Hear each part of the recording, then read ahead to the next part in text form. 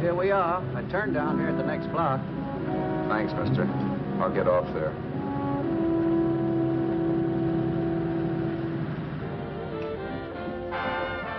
Want anything else? No. Hey, you. Me? Yeah, you. Where you heading? East. Too bad. I thought if you was heading north, I might be able to help you out. I'm pushing the Salt Lake, and I don't like to ride alone at night. I'm one of those guys that got to talk or I fall asleep.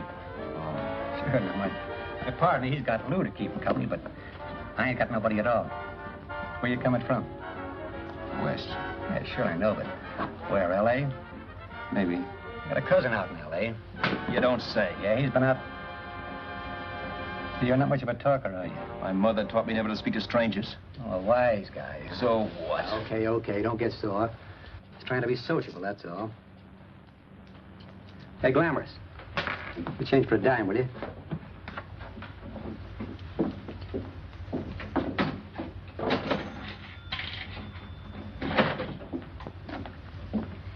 Let's have something quieter this time, Joe. My head's splitting. Is that what's wrong with it? Done with your coffee? No. And don't rush me, will you?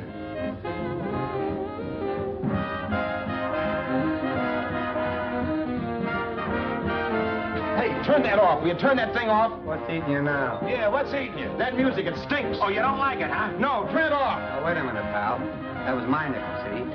This is a free country. And I play whatever I want to. Sure. And if you don't like it, you don't have to listen to it. And you can leave here anytime you want to. Okay. I'm sorry I asked. First good piece played tonight and you don't like it. Some people just ain't got any good taste.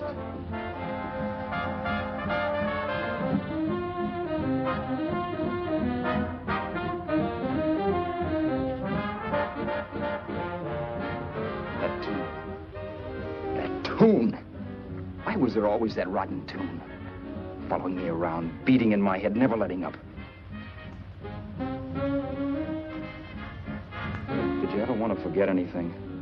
Did you ever want to cut away a piece of your memory or blot it out? You can't, you know. No matter how hard you try. You can change the scenery, but sooner or later you'll get a whiff of perfume where somebody will say a certain phrase or maybe hum something. Then you're licked again. I can't believe that you're in love with me. I used to love that song once. So did the customers back in the old Break of Dawn club in New York. I can't remember a night when I didn't get at least 3 requests for it. Sue, she was always selling it too. Those were the days.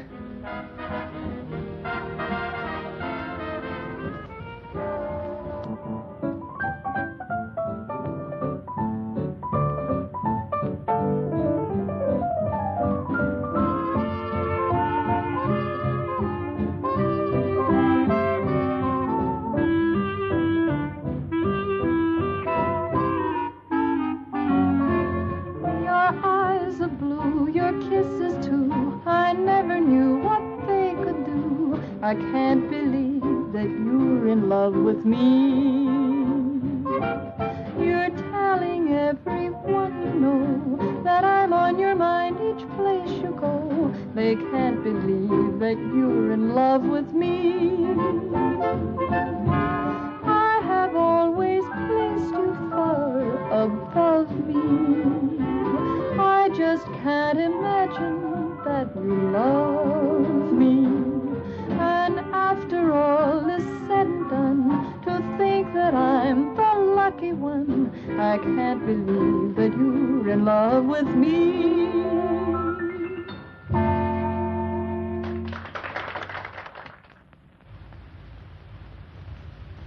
It wasn't much of a club, really. You know the kind. A joint where you could have a sandwich and a few drinks and run interference for your girl on the dance floor. I pounded the piano in there every night from 8 until the place closed up, which usually meant 4 in the morning. A good job as jobs went in those days. Then, too, there was Sue, who made working there a little like working in heaven. But how we felt about each other, well, there was nothing very unusual in that. I was an ordinary healthy guy, and she was an ordinary healthy girl. And when you add those two together, you get an ordinary healthy romance, which is the old story. Sure. But somehow, the most wonderful thing in the world.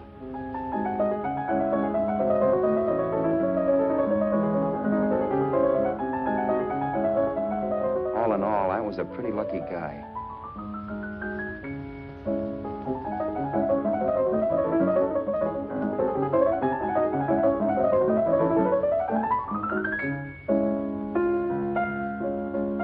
Mr. Paderewski, I presume. It's beautiful. You're going to make Carnegie Hall yet, Al? Yeah, as a janitor. I'll make my debut in the basement. I don't blame you for being bitter, darling, but you mustn't give up hope. Why, someday... Yeah, someday. If I don't get arthritis first. In the meantime, let's blow this trap.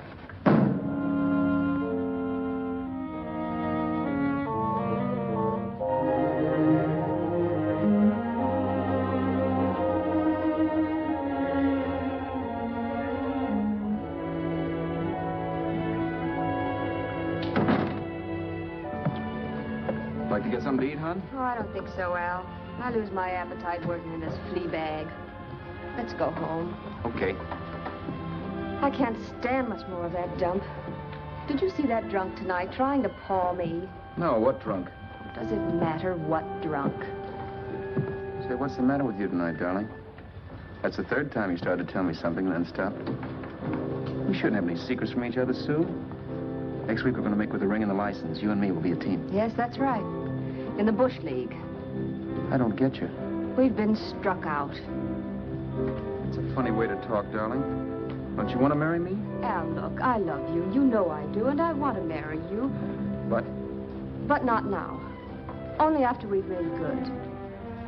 Sunday, I'm going away. Oh, I know you'll think it's silly. That's why I hesitated to tell you. But I'm going to California. I want to try my luck in Hollywood. That's the most stupid thing I ever heard of. Don't you know millions of people go out there every year and wind up polishing cuspidors? I thought you had better sense. You sound as if you don't think I have any talent. That has nothing to do with it. I'll make out all right. Maybe. But what about me? Doesn't it mean anything to you that you're busting up all our plans? We may not see each other for years? It won't be that long. I thought you loved me. I do. You know I do. Well, here we are. Al. Al, why can't you see my side of it? I'm young. We both are, and we've got all the time in the world to settle down. Oh, really, darling, what I'm doing is the only sane thing to do. I hate the thought of being so far away from you, but we'll be together again someday. Maybe you'll decide to come out too later on. So long. Al, aren't you going to kiss me goodnight? Sure, why not? Good night.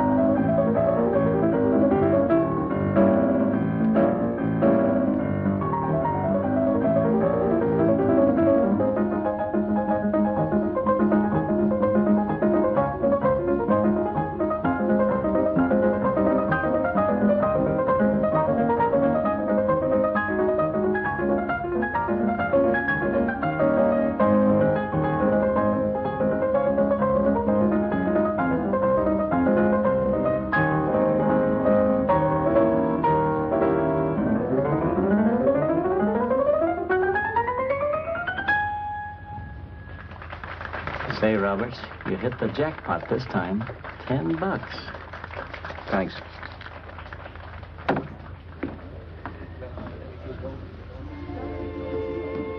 So when this drunk handed me a 10 spot after a request, I couldn't get very excited. What was it, I asked myself? A piece of paper crawling with germs. Couldn't buy anything I wanted. It couldn't. Then I thought of something.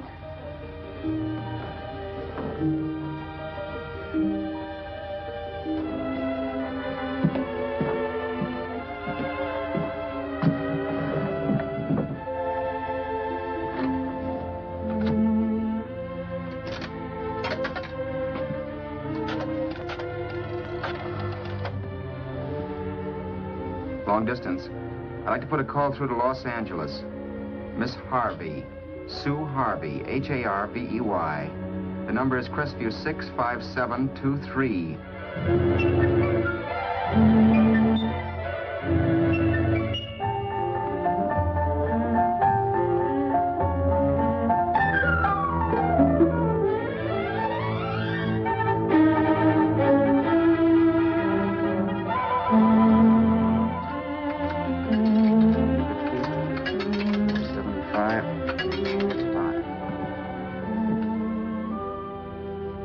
Hello, Sue?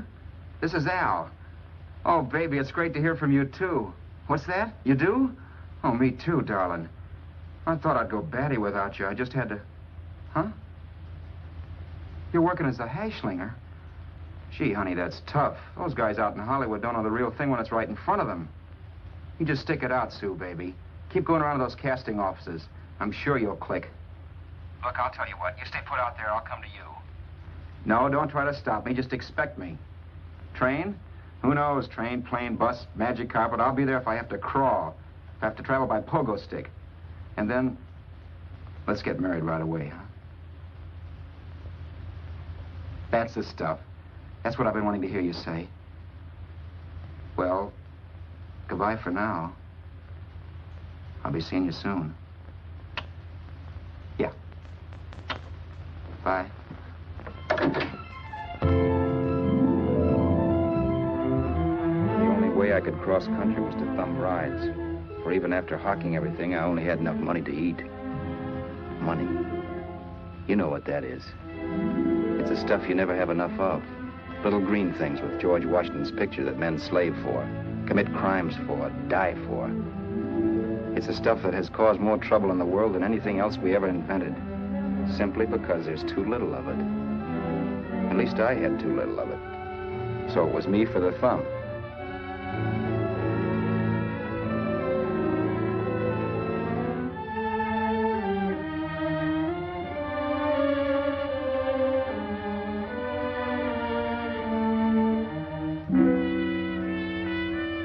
Ever done any hitchhiking? It's not much fun, believe me. Oh, yeah, I know all about how it's an education, how you get to meet a lot of people and all that. But me, from now on, I'll take my education in college, or in PS 62, or I'll send $1.98 in stamps for 10 easy lessons.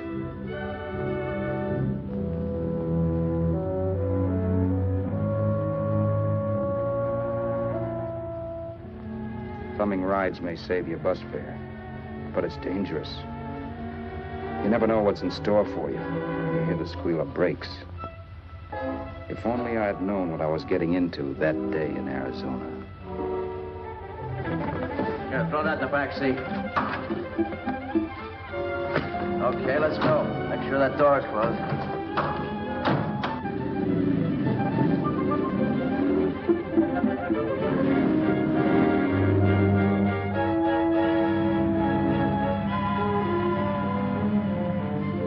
You know, Emily Post ought to write a book of rules for guys thumbing rides. Because as it is now, you never know what's right and what's wrong. We rode along for a little while, neither one of us saying anything. I was glad of that. I never know what to say to strange people driving cars. Then, too, you can never tell if a guy wants to talk. A lot of rides have been cut short because of a big mouth. So I kept my mouth shut until he started opening up. Hand me that little box in the compartment, will you, pal? Hold the wheel, will you?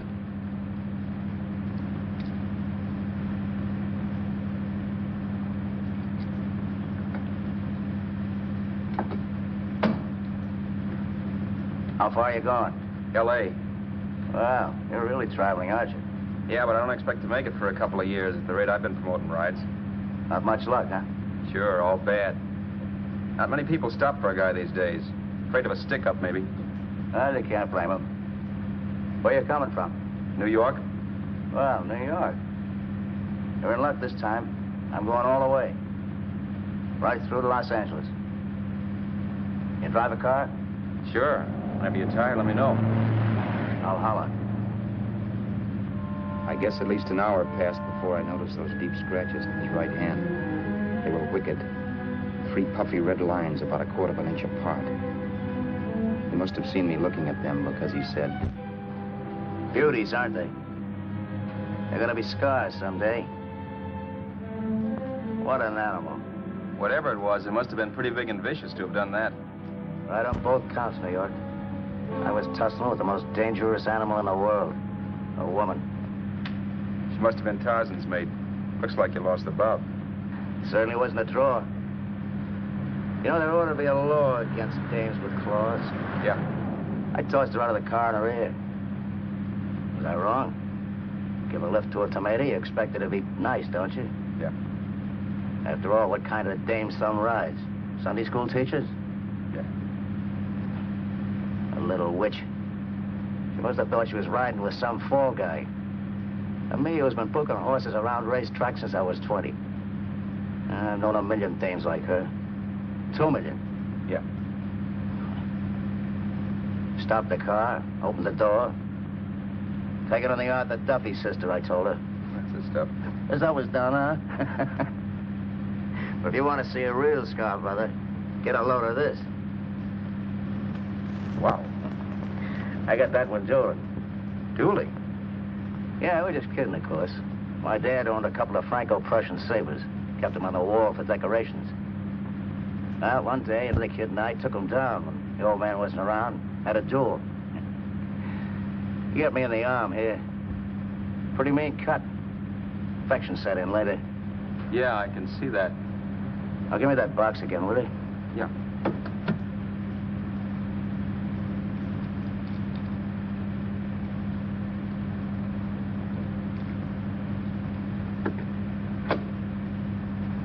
Pain made me lose my head, I guess. I began slashing. Before I knew it, I'd put the other kid's eye out. That was tough. Well, it was just an accident, of course. Do you know how kids are? I got scared, decided I was going to run away from home. Old man almost caught me when I was packing my duds. The bloody rag I had wrapped around my wrist hadn't caught his attention. You've seen the bundle for sure. But I beat it when he was phoning for a doctor. That was 15, 16 years ago. I haven't been home since. Pull in there for a bite or something, huh? a bite or something. Brother, was I hungry. I hadn't had anything in my stomach for hours. Yet even with that gnawing in the pit of my belly, I didn't want to be in too big a rush to put on the feed bag. First, I had to make sure this guy knew the score. If I got him down on me, goodbye ticket to Hollywood. I'll wait out here for you, mister. If it's the money, don't worry about paying for it. This time it's on me. Well, that's what... Haskell, think nothing of it. You make your first million, maybe you can do the same for me. Come on, New York. I gotta make the West Coast by Wednesday. There's a horse running at Santa Anita named Bicycle. Means to order me if I'm on him. We'll make it all right. He did most of the talking during the half hour we were in the place. I ate. He rambled on about his old man, whom we hadn't heard from since he ran away as a kid. Now he happened to become a bookie. And then all about how he got rooked in Miami. One race, 38 grand. They cleaned out my book. How do you like that? That was tough luck. Yeah, and I'm supposed to be the smart guy. Well, you just wait. I'm going back to Florida next season with all kinds of jack. And you watch those stinkers run for cover. Want anything else? No, thanks. I've had plenty.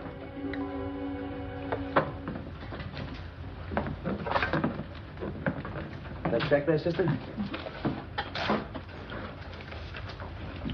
Oh, just a minute. Your change, sir. Keep it, sister. Oh, thank you, sir. Call again. I'll be waiting outside for you when you finish work. Sharp check, huh?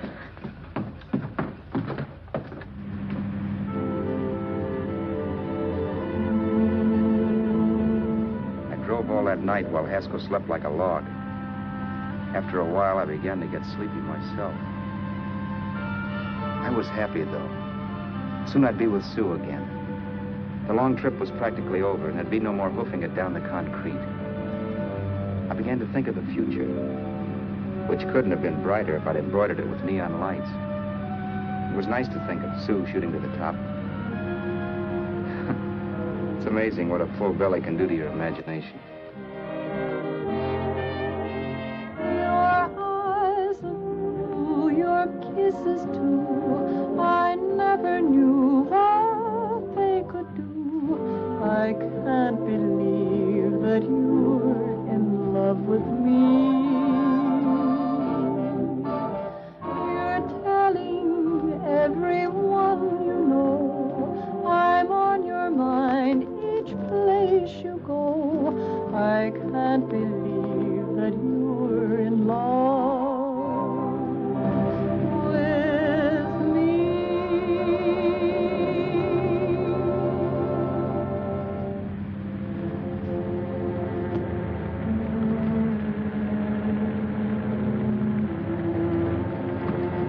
Mr. Haskell? Mr. Haskell? Mr. Haskell, wake up. It's raining. Don't you think we ought to stop and put up the top?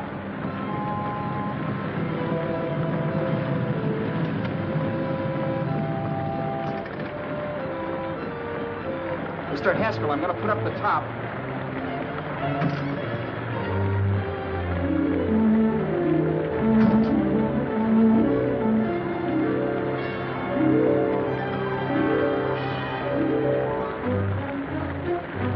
Until then, I'd done things my way. But from then on, something else stepped in and shunted me off to a different destination than the one I had picked for myself. But when I pulled open that door... Mr. Haskell, what's the matter? Are you hurt? Are you hurt, Mr. Haskell? Start your sermon. I'll listen to it. But I know what you're going to hand me even before you open your mouths. You're going to tell me you don't believe my story of how Haskell died and give me that don't make me laugh expression on your smug faces.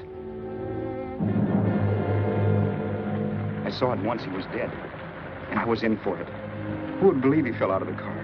Why, if Haskell came too, which of course he couldn't, even he would swear I conked him over the head for his dough. Yes, I was in for it. Instinct told me to run, but then I realized it was hopeless. There were lots of people back down the road who could identify me. That gas station guy and the waitress. I would be in a worse spot then, trying to explain why I beat it. The next possibility was to sit tight and tell the truth when the cops came. But that would be crazy. They'd laugh at the truth. And I'd have my head in the noose. So what else was there to do but hide the body and get away in the car? I couldn't leave the car there with him in the gully. That would be like erecting a tombstone.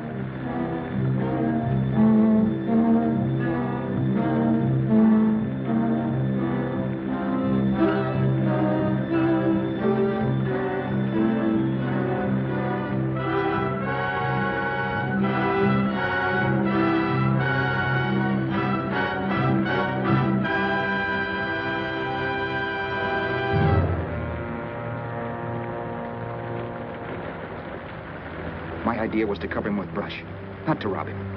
But then I remembered that even if I only drove the car for 100 miles or so, I would need money for gas. Besides, it was stupid of me to leave all that money on a dead man. Not only that, I'd have to take his driver's license in case I was stopped for something.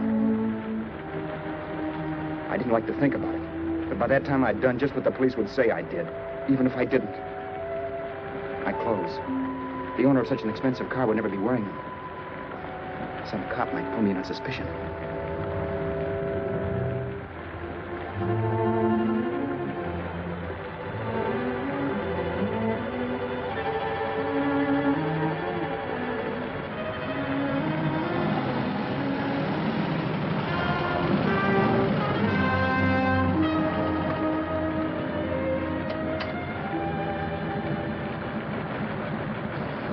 Hey, you, this your car? Don't you know better than to leave a car with the wheels halfway in the middle of the road? That's the way accidents happen.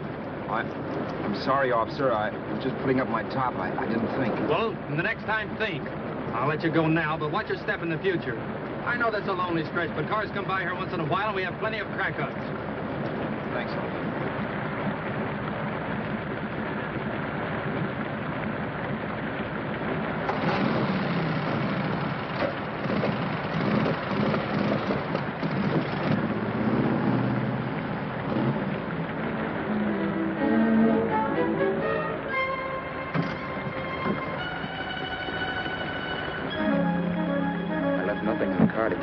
Roberts. If they found a dead man in the gully now, it would be me.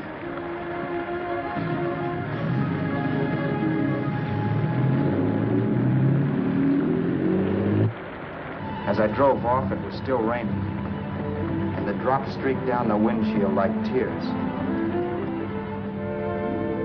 I kept imagining I was being followed and that I could hear sirens back in the distance. Just how long it took me to cover the 60-odd miles to the California state line, I don't know. I lost all track of time. But the rain had stopped and the sun was up when I pulled up to the inspection station. Hello? Carrying any fruits or vegetables? No. Any livestock or poultry? No. I'd like to see your registration and driver's license, please. Anything in the baggage compartment? Just baggage. Charles Haskell Jr., age 30, brown eyes, dark hair. Identifying marks, none. Are you Charles Haskell Jr.? Yes. Well, remember, if you're employed and you stay over 30 days, you take out California plates. All right, officer, but I'll only be in the state a short while. Right, you can go now.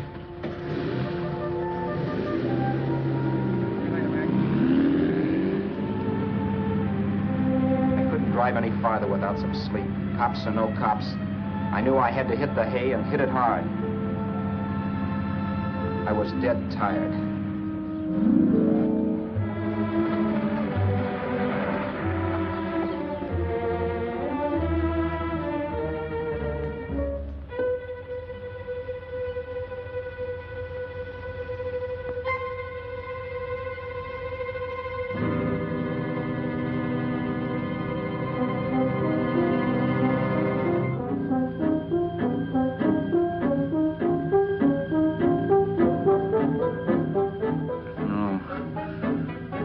Mr. Haskell. No.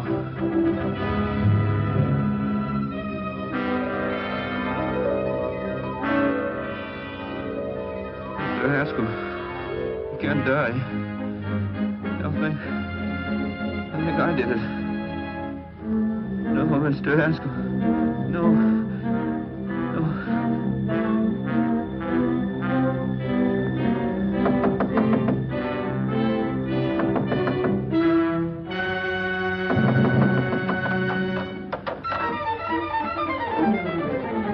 Who's there? It's the maid. Can I come in and clean? Later. In a half hour. All right, sir.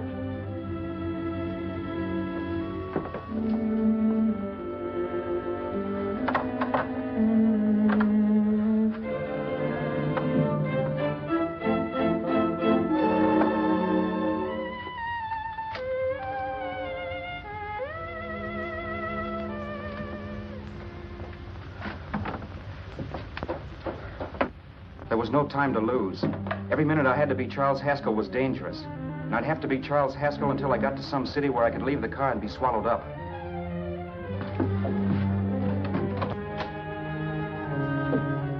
That meant driving the car as far as San Bernardino, maybe even to Los Angeles. In a little town, I might be noticed, but in a city, I should be safe enough.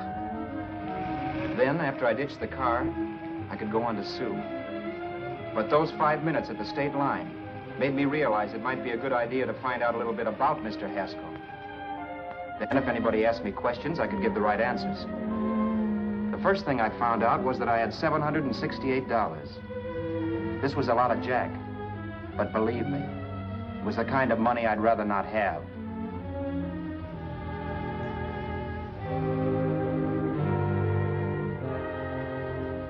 And then I found out from a letter Haskell was carting around in his bag that he wasn't the open-handed, easygoing big shot who went around buying dinners for strange hitchhikers. Before I got done reading it, I saw him more as a chiseler. It was written to his old man in California, the one he hadn't seen in so many years. In it, Haskell posed as a salesman of hymnals, of all things. It was easy to see where Haskell expected to raise a new stake for his book in Miami by rooking his old man. That was about all I found out from his effects, and it was enough.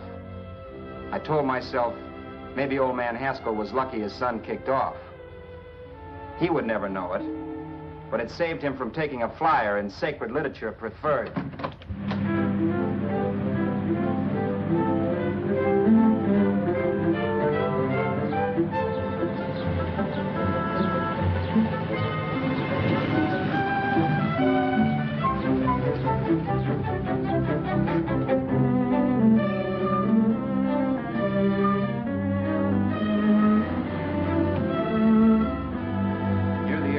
Desert Center, I pulled up for water. There was a woman. Hey, you! Come on if you want to ride.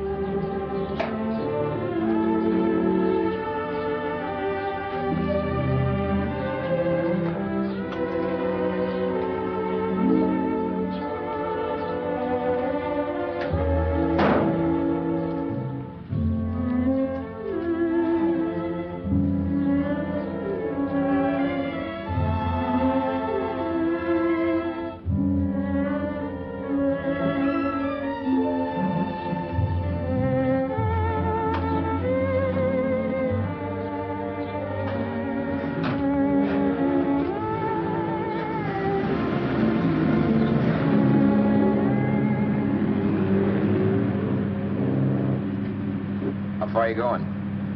How far are you going? That took me by surprise, and I turned my head to look her over.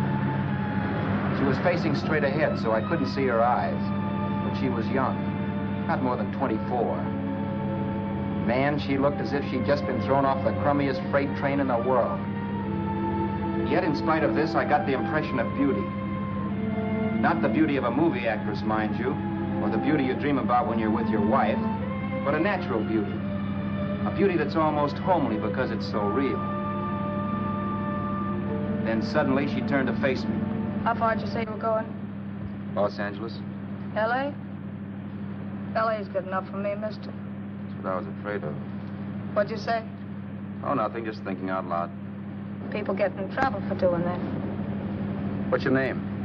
You can call me Vera if you like. You live in Los Angeles? No. Where are you coming from? Oh, back there. Needles? No. Oh, sure, Phoenix. You look just like a Phoenix girl. Are the girls in Phoenix that bad? The girl must have been pretty tired because she fell asleep not 20 minutes after she stepped into the car. She lay sprawled out with her head resting against the far door, like Haskell. I didn't like that part of it much, but I didn't wake her up. It wasn't that this girl still worried me. I'd gotten over that funny feeling I had when she looked at me, which I put down as just my jangled nerves. With her eyes closed and the tenseness gone out of her, she seemed harmless enough. And instead of disliking her, I began to feel sorry for her. The poor kid probably had had a rough time of it. Who was she, anyway? And why was she going to Los Angeles? And where'd she come from in the first place? The only thing I knew about her was her name. Not that it made any difference.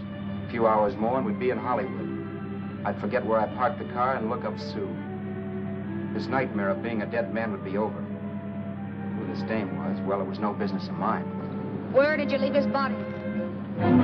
Where did you leave the owner of this car? You're not fooling anyone. This buggy belongs to a guy named Haskell. That's not you, mister. You're out of your mind. That's my name, Charles Haskell. I can prove it. It's my driver's license. Save yourself the trouble, mister. Having Haskell's wallet only makes it worse. It just so happens I rode with Charlie Haskell, all the way from Louisiana. He picked me up outside of Shreveport. You rode? You heard me. Then it all came back to me. All the talk about dueling and scars and scratches. There was no doubt about it. Vera must be the woman Haskell had mentioned. She must have passed me while I slept. Well, I'm waiting. My goose was cooked. She had me. That Haskell guy wasn't dead yet. He wasn't stretched out stiff and cold in any Arizona gully. He was sitting right there in the car, laughing like mad while he haunted me. Well? There was nothing I could say. It was her move. Vera, whatever her name was just my luck picking her up on the road. It couldn't have been Helen, or Mary, or Evelyn, or Ruth. It had to be the very last person I should ever have met. That's life. Whichever way you turn, fate sticks out a foot to trip you.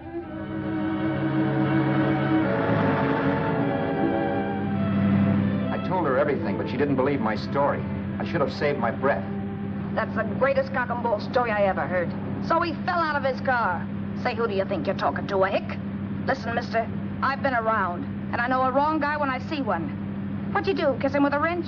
Now, wait a minute. What I told you was true. You see, that's why I had to do it. You think I killed him. Well, the cops would have thought so, too. Yeah, well, maybe they still think so. What makes you so sure I'll shut up about this? Vera, I'm innocent. Give me a break, will you? It won't do me any good having you pinched. The cops are no friends of mine. Now, if there was a reward, but there isn't. Thanks. Don't thank me yet. I'm not through with you by a long shot. Let's see that roll.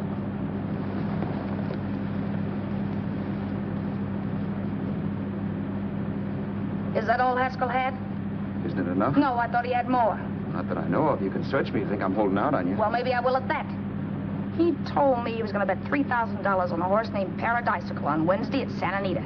He was stringing you along. He meant 300. Maybe. Sure, $3, 300. He was a piece of cheese, a big blowhard. Listen, mister, don't try and tell me anything about Charlie Haskell. Remember, I knew him better than you did. Okay, then you knew he was a four-flusher. That explains the $3,000 bet. I'm not so sure he didn't have that $3,000. Why should I believe you? You got all the earmarks of a cheap crook. Now, wait a minute. Shut up. You're a cheap crook and you killed him. For 2 cents, I'd change my mind and turn you in. I don't like you. All right. Don't get sore. I'm not getting sore. But just remember who's boss around here. If you shut up and don't give me any arguments, you'll have nothing to worry about. But if you act wise, well, mister, you'll pop into jail so fast it'll give you the bends. I'm not arguing. Well, see that you don't. You know, as crooked as you look, I'd hate to see a fella as young as you wind up sniffing that perfume that Arizona hands out free to murderers. I'm not a murderer. Of course you're not. Haskell knocked his own head off. He fell, that's how it happened, just like I told you. Sure, and then he made you a present of his belongings. I explained why I had to do that. Doesn't make a difference one way or another. I'm not a mourner. I liked Haskell even less than I liked you. Yeah, I saw what you did to him. What do you mean? Those scratches on his wrist. Sure, I scratched him. I'll say you did. So your idea was to drive the car a little way, maybe into San Bernardino, and then leave it. You weren't going to sell it? Sell it? You think I'm crazy? Somebody else's car? See, all I want to do is leave it somewhere and forget I ever saw it. Not only don't you have any scruples, you don't have any brains.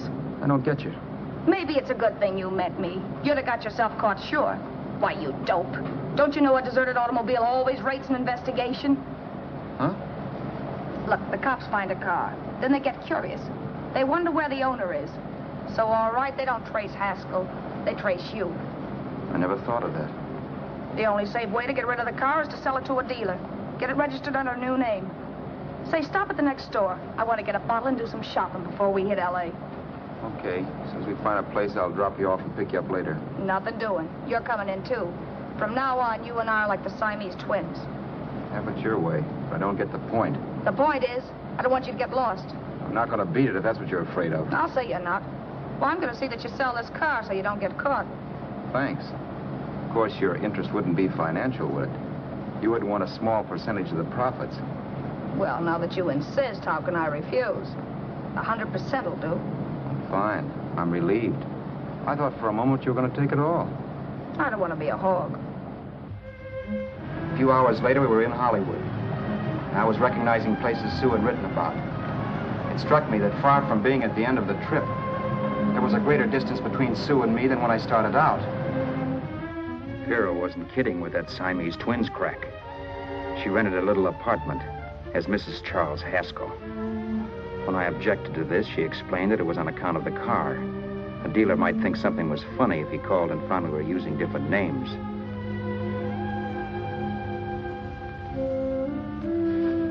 Home, sweet home.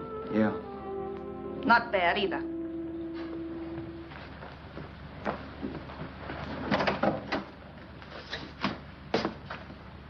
In case there's any doubt in your mind, I'll take the bedroom. Yeah.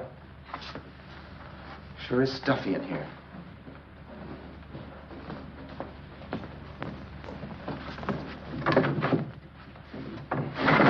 Keep the window shut. Okay. The old crow downstairs said there's a folding bed behind this door.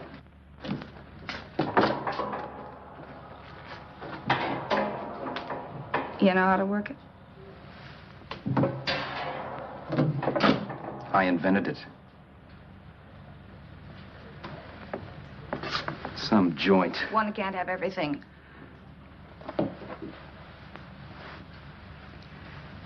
I'm first in the bathtub.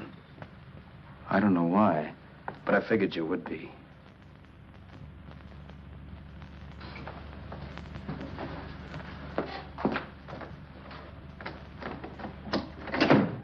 Boy, oh boy. It sure feels good to be clean again. I must be 10 pounds lighter. You must be. Well, hitching rides isn't exactly the way you keep your schoolgirl complexion. I wish that guy with the sax would give up. Gets on my nerves. Forget it. Have a drink. Aren't you afraid I might take you up on it? If I didn't want to give you a drink, I wouldn't have offered it. Why be sorry, Ed Roberts? You got yourself into this thing. You should be grateful I'm not turning you in. Why, if I wasn't regular, you'd be in the pen this minute, being photographed, fingerprinted, and being pushed around by the cops. So cheer up. Get rid of that long puss. Or is your conscience bothering you?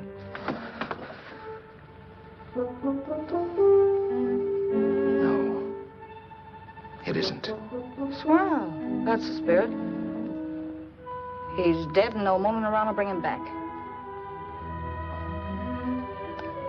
Anyway, I never could understand this worrying about something that's over and done with. Now look, Vera, for the last time I didn't kill him. Haskell was a sick man. Maybe he was dead before he fell out of the car. I don't know.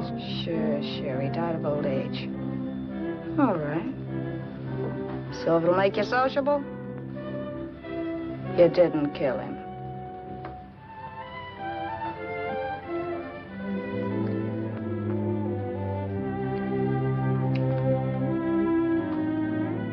Thanks.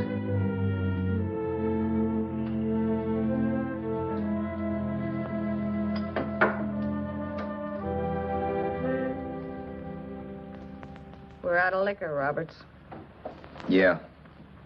Too bad. I felt like getting tight tonight. Well, I think you succeeded. Am I tight?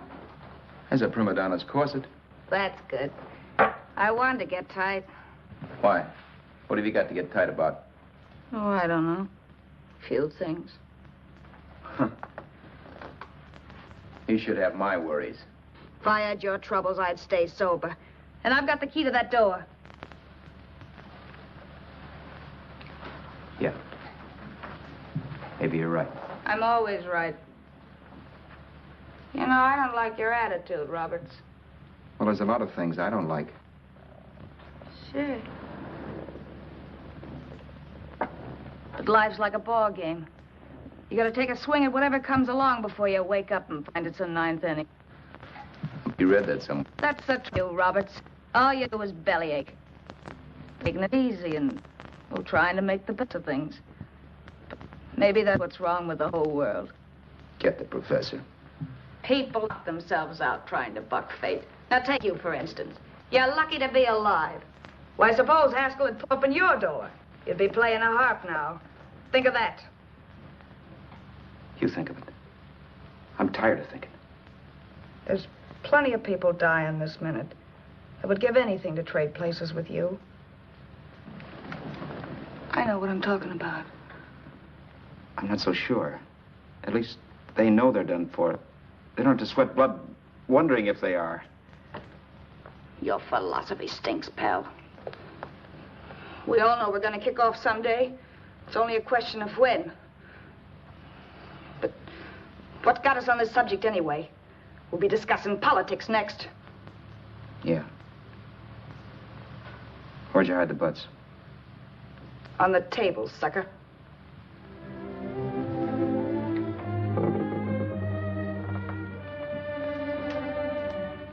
We bored each other with conversation for a couple of hours longer. Every 5 minutes, one of us was wishing we had another bottle or a radio or something to read. Then finally, we ran out of chatter.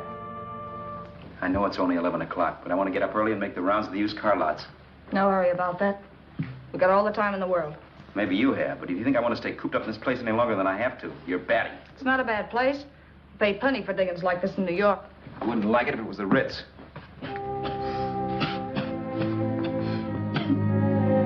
rotten liquor. You got a mean cough. Ought to do something about it. I'll be all right. That's what Camille said. Who? Nobody you know. Wasn't that the dame that died of consumption? Yeah. Wouldn't it be a break for you if I did kick off? You'd be free with all Haskell's dough and car. I don't want to see anybody die. Not even me. Especially not you. One person died of me. If you did, well, that's all I need. You don't like me, do you, Roberts? Like you. I love you. My favorite sport is being kept prisoner. After we sell the car, you can go to blazes for all I care. But not until then.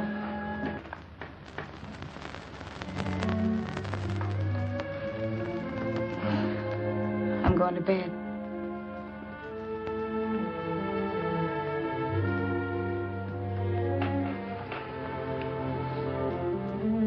Good night, Roberts. Don't try and sneak away during the night. All the doors are locked. Anyway, if I find you gone in the morning, I'll notify the police. They'll pick you up. Don't worry, I know when I'm in a spot. Well, good night. I hope that portable rack isn't too uncomfortable for you. Don't lose any sleep over it, will you, Vera?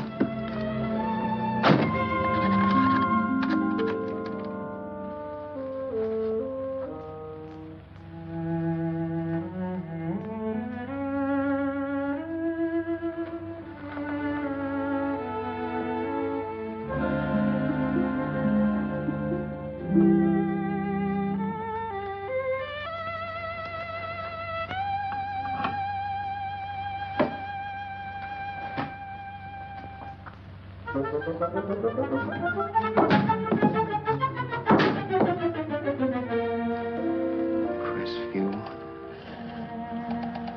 6, 5, 7, 2, 3. Hello? Hello? Hello? Hello?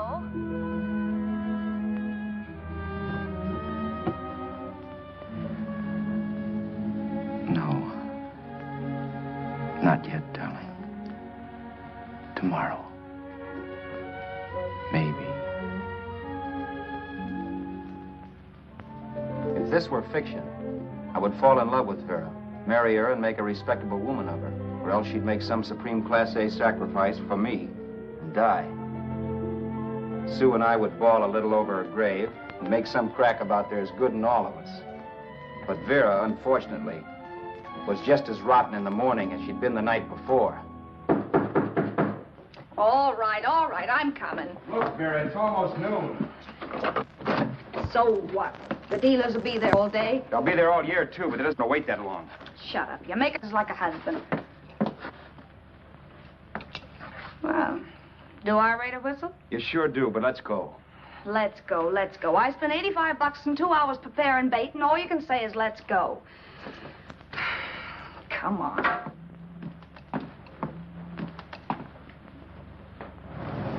We passed a few used car lots last night down this way. What do you think we can get for this heap? I don't know. Plenty. He let me handle everything. Think we can get $2,000? I don't know, but don't worry. I'll squeeze as much out of this guy as I can. If I let it go cheap without a fight, he might think we've stolen the car. And listen, don't make any slips and call me Roberts. That'll cook us. I don't need you to tell me that. You better just sit by and keep your mouth closed. Remember, we're both in the soup if anything happens. Forget it and drive. You're my wife, Vera Haskell. Look, after the deal's closed, let's go back to that place on Hollywood Boulevard where I saw the fur jacket. I want to buy it. After the deal's closed, I'm saying goodbye to you. That's right, I forgot. I guess I'm getting kind of used to you. Well, that's a habit you could start breaking. Let's try this place in the middle of the block.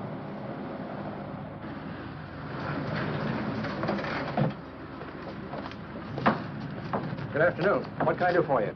We're interested in selling a car. If the price is right. Well, if it's in good mechanical condition, it should blue book for about $1,600. Tony, take a look at this motor. $1,600. Are you kidding?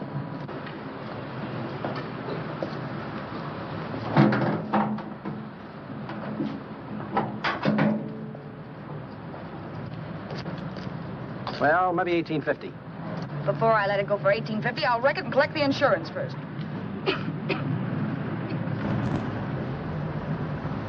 Lady, this motor's seen a lot of driving.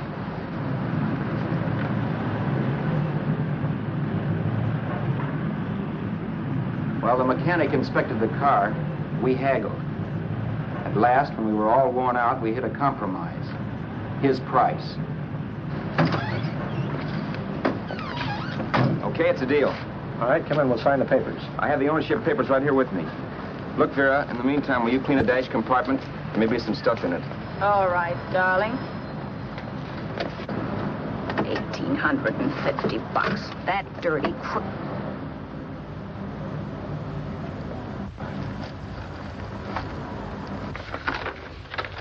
In New York, huh? Yeah.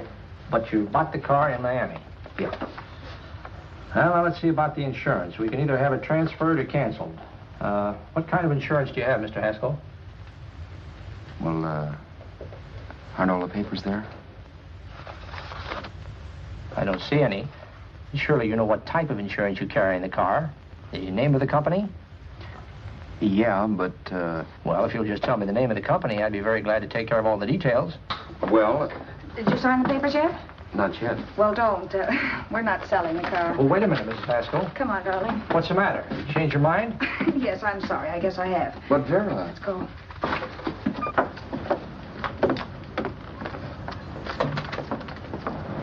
You got me out of a tight spot, Vera. But I still don't understand all this. You will in a minute. I almost threw away a gold mine. 1850 isn't to be sneezed at. The car doesn't book for as much as I thought. We're not selling the car. You want to keep it.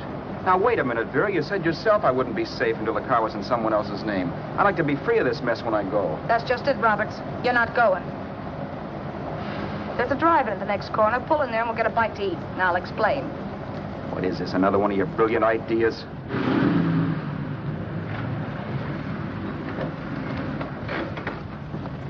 Oh, I take your order? Make mine a ham sandwich and coffee. And for you, sir? Oh, I don't care. The same. Thank you.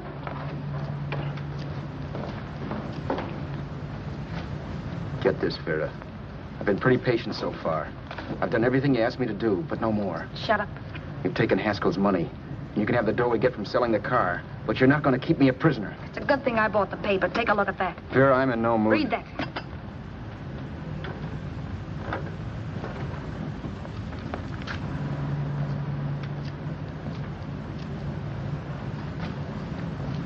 No.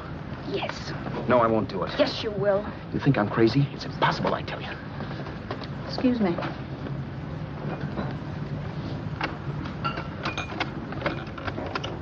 Blow the horn when you're through. No one could possibly get away with an act like that. It'd be wise to me in a minute. Don't be yellow. You look enough like him. The same coloring and the same build. See how his clothes fit you? No kidding, you almost had me fooled for a while. Oh, grow up, Vera. Don't you think a father knows his own son? And there must be other relatives. The father won't have to know you. We'll wait till he gives up the ghost. He's an old geezer and he won't pull through. And as far as other relatives are concerned, they haven't seen you in 15 or 20 years. Eat. I'm not hungry. And I won't do it. It's not as tough as it sounds. Remember, you've got all kinds of identification. His car, letters, license. I could never get away with it. It's the stupidest thing I've ever heard. The old boy has scads of dough. Look in the paper there. Personal fortune assessed at over $15 million. He'll leave plenty, I tell you. Maybe he cut off his son. How do we know? It's out, Vera. I won't have anything to do with it. I think you will. Look, Vera, I'll do anything within reason. But not that. So forget it. Find yourself another stooge. You sap. You'll be fixed for the rest of your life as Charlie Haskell. You can take your inheritance and go away.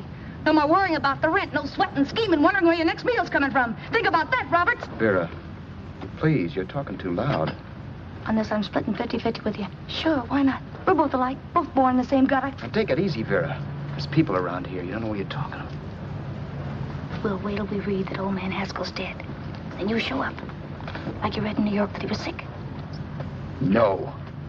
Suppose he doesn't die. He will. I know he will. Something tells me. But as much as I insisted I would have no part of her scheme, Vera was taking it for granted I would. Neither of us had our mind on the cards as we played that night. I knew we were just trying to kill time between newspaper editions. This was a death watch for Vera. Maybe it was for me, too. Don't you realize if I'm caught, they'll want to know where I got the car and stuff, and they'll have me on a murder charge. If you're smart, you won't get caught. I knock for 7. And if I'm caught, don't you realize you'll be out, too? 18 points, that gives me 30. How will I be out? You'll be out $1,850 we would have gotten on the car. Really, Vera, you'd be an awful chump if you threw away all that dough on a dizzy long shot. Let me sell the bus tomorrow. With the money it'll bring and what you've already got, a clever kid like you can run it up in no time. Then we'd both be in the clear. I'll be in the clear anyway. Maybe. Maybe. But if I got caught, I'd get good and sore at you, you know. You mean you'd squeal? Oh, no, not squeal exactly. Never mind what you meant. Even if you did tell the cops I was in on it with you, what could they do to me? They might give me the same medicine they gave you. Yeah. A rope. But I'm on my way now. All I'll be doing will be rushing it. All right. But think of the $1,850 you'd lose. You'd kick yourself along the block if it let get away from you. I'll take the chance. Want another drink? You're being a goon. That's the way people wind up behind the 8 ball. Once they get a few dollars, they become greedy and want more. My. Caesar. Who? You know that Roman general? He got his for being greedy. He wasn't satisfied, so the final wind-up was he took the count. A couple of days ago, you didn't have a dime. Why, you were so broke you couldn't pay cash for a postage stamp. Now you've got almost $700 with $1,850 in the offing. Take my advice. Don't try for more. I'm tired of this game. Let's have some blackjack. Play solitaire. Okay, I will if that's the way you feel about it. That's the way I feel about it. Getting sore and throwing things won't help much, Roberts. I'm really doing you a favor. I help you out of a jam by keeping my mouth shut. I show you how to make some soft money. And what thanks do I get? Thanks. Sure. Or would you rather call the cops and tell them you killed the man and stole his money? I didn't kill anybody. Yes, you did. No, I didn't. You know I didn't. All right, then. Suppose I call the cops. If you're innocent, what do you got to be scared of? Okay. Call them, you mutt. Go ahead and call them, see if I care. At least they'll give me a square deal. You want me to call them? You heard me. But I'm warning you. If I'm pinched, I'll swear you were in on it. I'll say that you helped me. If I fry, I'll get even with you. You wouldn't dare. You're chicken. Yeah? Then try it and see. Call them. Yeah. Okay, I will.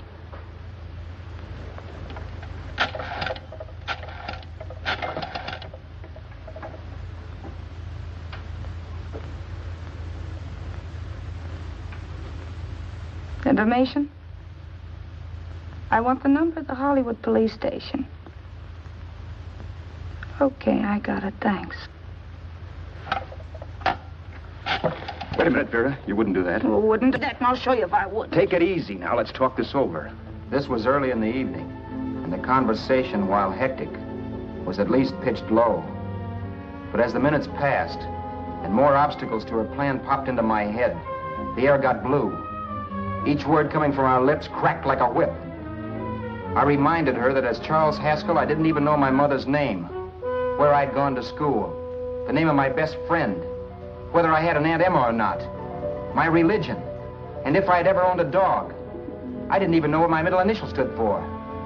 I also pointed out that the real Haskell had a scar on his forearm. His people never saw that scar. He told me he ran away right after putting out the kid's eye. Yeah, but his father knew he was cut. It had to be some kind of a mark. So what? The old man's dead, or will be. I hope by tomorrow morning's papers. Anyway, you could cut yourself a little, couldn't you? Boy, for that kind of dough, I'd let you cut my leg off. You're drunk and you're crazy mad, Vera. Turn me in if you want to, but I won't get mixed up in this. Besides, how do we know Haskell was such a phony? Maybe it wasn't the man's son at all. Maybe he just dreamed it up. Well, dreaming or not, you won't be dreaming when the law taps you on the shoulder. There's a cute little gas chamber waiting for you, Roberts. And I hear extradition to Arizona's a cinch. Where's that phone? Vera! Leave me alone! Vera! Here, I want a phone call, police. I hate you yellow stinker. You leave me alone. I'll let you alone when you promise to leave the phone where it is. You're drunk. You don't know what you're doing. You're hurting me. Will you promise?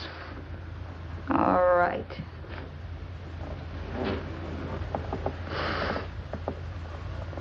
You hurt me. I'm sorry, but... And it's hot in here. Open up a window. It's not hot. Don't tell me. Now, do you do it or do I do it? You're no gentleman, see? Yeah.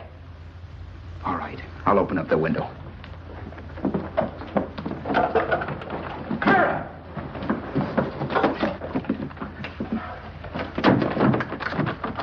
the door. Please open the door. Vera, open the door. Don't use the phone. Listen to me. I don't like you, Roberts. You're no gentleman, see? You hurt my hand, and I'm going to get even with you. If you don't open the door, I'm going to kick it down, Vera. Vera, don't call the cops. Listen to me. I'll do anything you say. Vera, let me in. I'll break the phone.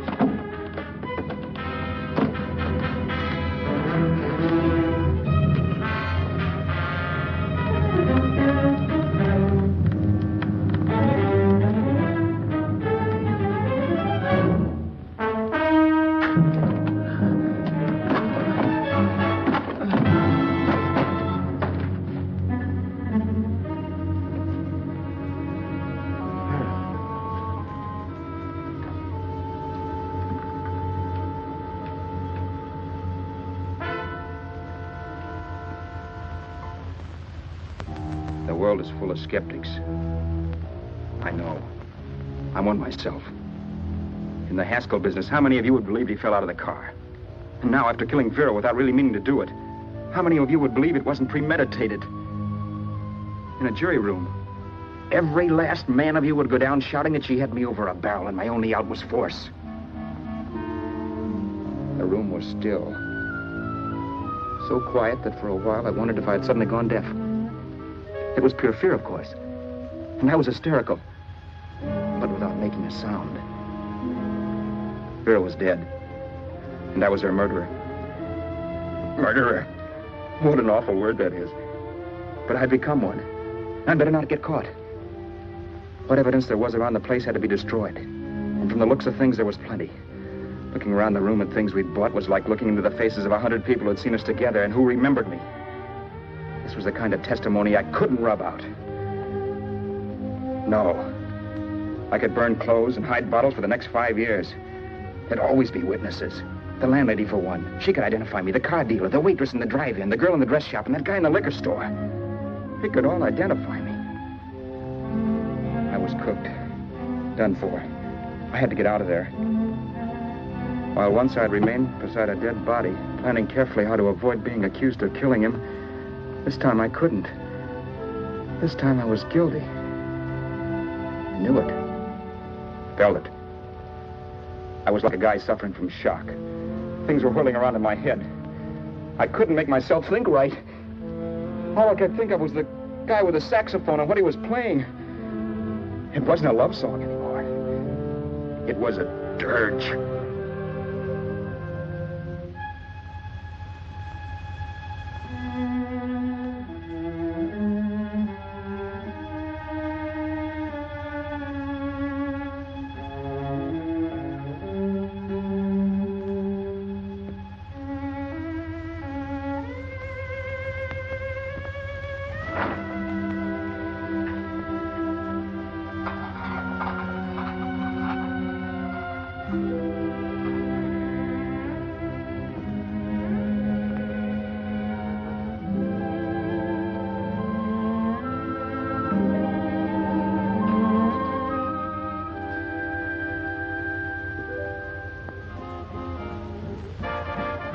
Problems weren't solved. I had to stay away from New York for all time because Al Roberts was listed as dead and had to stay dead. And I could never go back to Hollywood. Someone might recognize me as Haskell. Then, too, there was Sue. I could never go to her with a thing like this hanging over my head. All I could do was pray she'd be happy.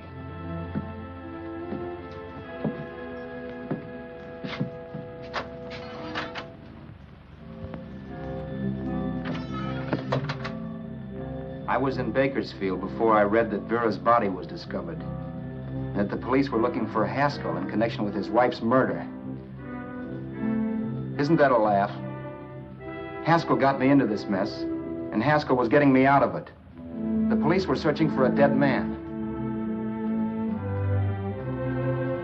I keep trying to forget what happened, and wonder what my life might have been if that car of Haskell's hadn't stopped. But one thing I don't have to wonder about. I know. Someday a car will stop to pick me up that I never thumbed.